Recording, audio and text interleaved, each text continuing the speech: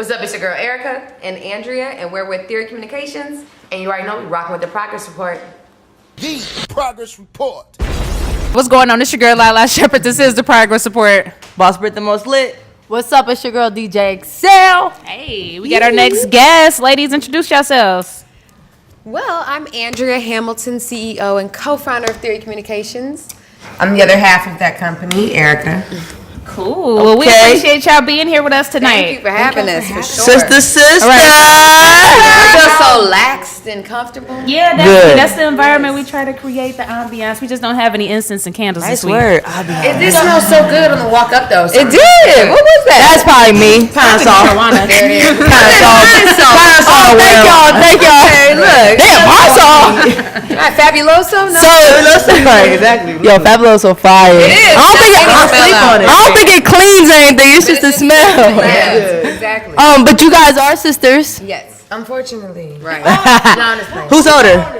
Okay, Can we guess? Wait. Okay. We're good at this. No, I was gonna say you. You know,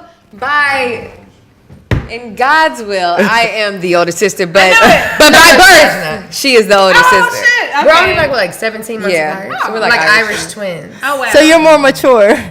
Let's just call it that I am I've always been like the bigger, younger sister. Okay, so Big little sis. What's the difference? Like, what's the personality traits of y'all? Okay, so I'm definitely more of like the outgoing, the bubbly, the free-spirited one. Okay. She might think a little reckless at times. I don't know. But yeah, she definitely, she's, I guess I'll say more polished. Did I say that? for lack of better. I'm the CEO. And you're I'm just, You know what? I'm a Taurus. She is a Leo. So, I'm very just about stability. Who's except for Leo or? Yeah. Leos, y'all all Leos? Oh hell no! We in a room full of crazy people. Taurus and Leos. Right. Yeah, no, I'm just more of like very observant. I like kind of sit back. I'm people watch. I don't say much. Like I have to kind of get like opened up. Like I'm real cool and laid back too, but I have to like it has to be in like my personal comfort zone and setting. Yeah, like I'll sit back and just like this like for hours, just watching everybody. I'm the more like I'm the one I always say I make like those bathroom besties. Oh, you know what I mean? Like, you be in the bathroom. Yeah, no, and then like you'll get like a drunk, like, who the hell is this? And they're saying how you say their and life. I be waiting on like my friends like you, and I walk in the bathroom and y'all taking pictures of a stranger. That's her. Like that's where you been. Yeah, that's her. She literally like makes my blood boil. She'll be missing for like an hour and then come back with like 20 different friends. I have like 100 friends and we're planning a trip. She knows their social securities, everything. But you know what? That's a good balance though. It really is. We're literally yin and yang for sure. That's a good balance. So talk about what you guys do, especially as a team. Yeah, so, okay, let's jump right in there. So, just let me figure out the best way to say that. Okay, so yeah, we moved here from Cleveland, Ohio. Hey. What? Cincinnati. So much love in the building. Oh, HCW. Yeah, so we've been here for a little over 10 years. Okay. And, she came down here for fashion design. She was going to SCAD. Yeah. I just came down here change the scenery. And, we just met a lot of different cool people, and we started working. She actually started working at a PR firm, and I started volunteering there and just being an intern. I'm like, okay, I actually really like this line of work. And, we just worked our way up in the company, and then we branched out and started our own company. Actually, it'll be 5 years next month. Yes. Nice. April 7th is our 5-year anniversary. Yeah, please do. We're throwing a party at the gathering spot. Ryan, if y'all watching, that's where it's going to be. He's not watching because he's got an event tonight. He's always working. Invite us. We'll be there. Yes, for sure. But we started that company, Theory Communications, and so we specialize in public relations, marketing, branding, event planning. It's pretty much like a one-stop shop for everything. It's an integrative communications agency. So we just, like she said, we do a little bit of everything. We work with sports, entertainment, and lifestyle clients. So whoever. Nice. A little bit of whoever. Any other family members a part of the business? It's just me and this girl here. Yeah. But you know what? I couldn't be in business with anyone else but her. Nice. Yeah, for sure. Because, blood is blood. So, like, me and her been raised like twins our whole lives. We're only 17 months apart. So, with that, like, we can literally get into the biggest argument like on the way to a meeting and then like about to kill each other, and then we'll get out the car and we'll take our meeting. We'll just be normal, like. But anyone else, like, I think we would have probably separated ties by now. Yeah. We understand each other, so we already know like how to deal with each other and what strengths and weaknesses we each have. Nice. Those my sisters. What inspired you guys to start the company, though? Well, we kind of stopped working where we were at on a whim, and it was one of those things that was more so like, hey, do we want to work for someone else, or do we feel like we're strong enough to do this on our own? And I will say, you know, our client still to this day, Lou Williams, 6th Man of the Year. He just broke the record for being the leading bench scorer in NBA history. Wow. Nice. But, you know, I called Lou and I asked him, you know, he was a good friend of mine. And I said, hey, you know, we're thinking about doing this. And if you're my real friend, you're going to hire us. And I didn't even know we didn't know what our business name was. And he said he was going to hire us. So we kind of like knew at that point, like, okay, so we got to take it serious. Yeah, now we can really do this. And we spent like a very hard 30 days just. I know that doesn't sound like a long time, but we needed money, so it was like I can't spend 6 years to try to figure this business thing out now because we quit our job. So it was like we have 30 days to figure this out. Yeah. But it had to all make sense because since we are in the PR industry, I can't just throw any logo together, any color scheme together, any website together because I can't sell that I can help you grow your brand if I didn't even think mine's out. Exactly. So, that's true. yeah, we spent a lot of time really doing a lot of research in crunch time and getting contact lists and everything, and then we launched. So, and then we kind of took off running from that point. So can you talk about some people you have worked with so far? Yeah, so one of our first people that gave us a shot was Shaka, Ludacris's manager. We were talent liaisons. He did this show with VH1. It was called Atlanta It was a Rock doc, yeah. And it was, just documenting this Atlanta rap history. So we, he actually hired us for that, and then we put on the premiere party. So like the mayor came, like everyone came, and it was just like, okay, so now we set the that was like high. our first event, maybe like 3 months into opening our business. Yeah, but we work with so many different people, like we said, from the Gathering Spot to Damari Carroll, he's another basketball player. And we worked with Grand Hustle for Grand years. Hustle, T.I., Tokyo Jets, Trans Lead. We're with Roc Nation, artists. working with Roc Nation right now on some indie artists. Q the Fool, he's a very dope DC artist that's coming out of DC that we're working with right now. Rico Presley, he's ear drummers. Ming Lee with Snob Life, which is just right up the street. So a whole lot of people. I mean, honestly, it's so many that. Yeah, and we do a lot of events. A lot of events. So you have like your retained clients, and then you also just have like your one-off projects. So we get hired to do like other people's like birthday parties or like mayor events or just foundation events, things like that. So are you guys in charge of trying to help create a buzz for somebody? Yeah. Okay, so what's some key things that you guys do that make you stand out in doing that and really, help create a buzz? Because I feel like a lot of people try to use the same. Well, it's really like, I think the first thing that's unique about us is that we are a family business. So we very strongly treat all of our clients as family. So it's not just a client and I'm trying to this other word. Basically, it's just like not your publicist and client relationship. It's like brother, sister, sisters, whatever we want to do so that they can become comfortable around us. And when people are comfortable, you can learn more about them and what works for them and what they're into and what their interests are so that we can find unique and creative concepts to be able to publicize them. Like, for example, this is years ago, even when I was working at the agency I was working at before, just something that I did was, we were working with DJ Baby U, and he's from Toronto, and he was into hockey. So I pitched one of the biggest hockey magazines, and we did a story where he would just list what songs he would play during different parts of the game. Like if a fight breaks out, if the home team shoots a score, and that's a way to merge, two different platforms of audiences rather than me just pitching all the music blogs, But of course you still do that. There's a basic formula, but then you have to actually really know your clients to be able to come in on the creative side, in the creative space. I agree with that. So how much time are you spending with your clients? Like, how do you balance that out? So much, like I said, they become our family. So we're at each other's kids' birthday parties, sure. Like holidays, church, like 4th of July. But we're together all the time, and our phones ring 24/7. Literally, a client was just calling me now. You know, we always talk to them. But you have to, because things change and we're all creative. So you might have an idea at 3 a.m. You might be like, oh my God, I got to call him right now to get it off. And then I might be like, damn, now I got to wake up and kind of map it out because, you know, you don't want to lose that momentum. So and there's people just on different time zones. Yeah. Lou is in LA, so he always hits me up at 3 a.m. because it's on midnight for him and he has so much energy. And I'm like, man, I'll be trying to hit people up at whenever something comes to my mind. That's me, though. And I can't have those. But you know what? They know, all of our clients know that, like, Erica, she ain't gonna answer her phone. She'll be, when she's off, she's off. But me, I don't answer numbers I don't know. She don't answer her phone. Me, it's like, literally, they can call me anytime, day and night, and I'm gonna answer, and I'm gonna, like, I don't like to sit on things. Like, I like to work immediately. So if it's 4:30 a.m. and you told me something that I need to research, I'm like, let me just get on my computer now and just get it done.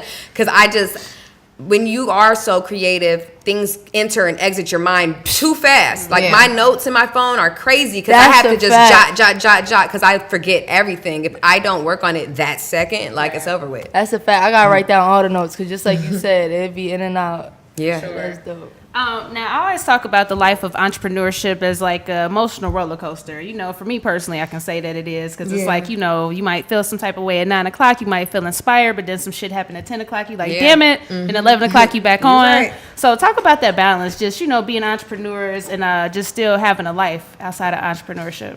Well, like, for me, I definitely have been balancing a lot, like, lately. Like, I'm in my personal life, I'm doing improv. So there might be days where I'm like, I cannot come to this event because I have class, and that's just something that I'm dedicated with. So you have to have discipline for sure.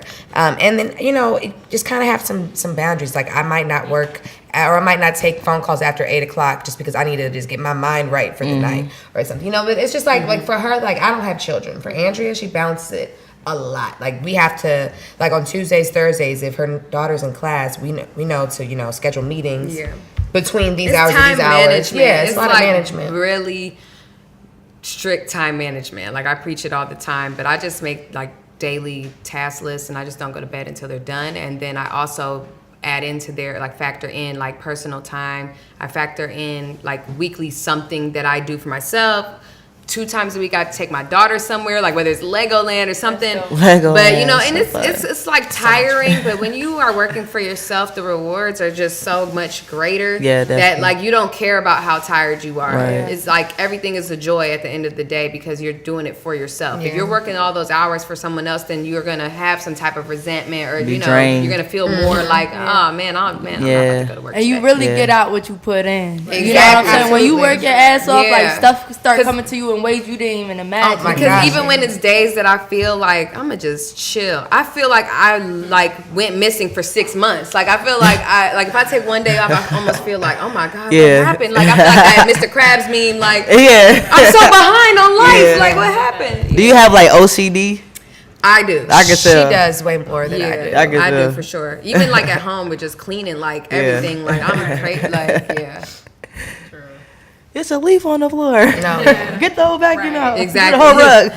Exactly. What's been the most exciting project that you guys have worked on so far? The most memorable project that you guys have worked on? I don't do that because I love all of you guys. I know. No, but she's like, no, but there is no. I mean, honestly, no, for but real. If you must ask. The most memorable, honestly, would be the premiere party that we did, because it was the first thing that we did, and it was such a large scale event. I'm talking about red carpets. We're having all these politicians, and I mean, we had Raheem the Dream. We have all these people, like from Kilo Ali to Killer Mike to Bone Crush, all these people in Atlanta. You know, these are all the people that made me want to move here, and they're all coming to my event, and our logo is here for the first time being seen on VH1. Like, that to me was hands down like the biggest. At the end of the night, y'all looked at each other like how did we did it? It was like, how did we? And all of our friends came and assisted as our team. 'Cause we didn't even have a team yet. So like all of our close friends, just like, I even had friends who like came and flew in town, and they like just helped. That's dope. Because we didn't have a team. We just didn't even really know for real who we were, what we were capable of until that event, and then we realized like,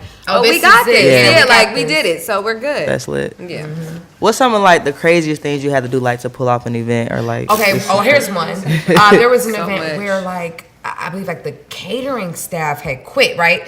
So me and her, we are very, very hands-on. Like we're not those publicists that just like stand to the side, just take pictures with people. We are like really getting our hands dirty. For real, I don't take pictures. So there was an event. The catering staff, I don't know what happened, but they quit, and it was like a seated dinner. Like I'm talking about they quit, or were they just I don't know what it was, but I don't know. But it was like 100 people dinner, and we had to just jump in. Mind you, we're in like damn near gowns, heels, dresses, hair, makeup. We was like, oh my God, just jump in. Let me get some gloves. Plating food. We're plating food. Slapping chicken on there. Like it's ready. We're like really like. That's what's up. No, that's what you gotta do. And we're serving people, cleaning up. Like, but that's in a whole gown. Yeah. You gotta get the job done, and it falls on by you. any means. Facts. Literally, I feel like there's probably you don't understand. Like I can't even remember. We can have literally. We could really have like a reality show just based on all the behind the scenes shit that happens. Y'all should. It's crazy.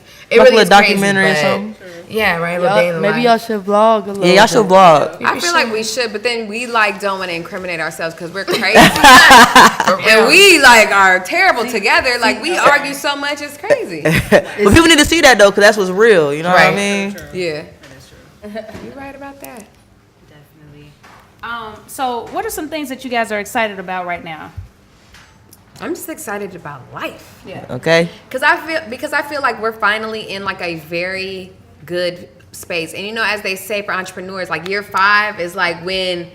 True. It's like sink or swim. If you make it to year 5, like you may be straight, and like that's exactly how I feel. Like everything is coming full circle. Like we're very stable. We're able to be selective about who we want to work with. And I feel like we've learned so much. We've grown so much, and it's just like everything is just. Like even in our personal lives, like things are just coming like to fruition. So like I just feel like so positive about everything. I'm excited about just where we're headed. Like seriously, like because we're like she's saying, we're attracting so many just larger opportunities. We're getting just more attention just for our business. Being seen on a larger platform, doing more interviews like this and everything. I'm just very grateful. Progress. Yes, progress report. Okay. Can you guys talk about how important it is to network? How is it to you guys?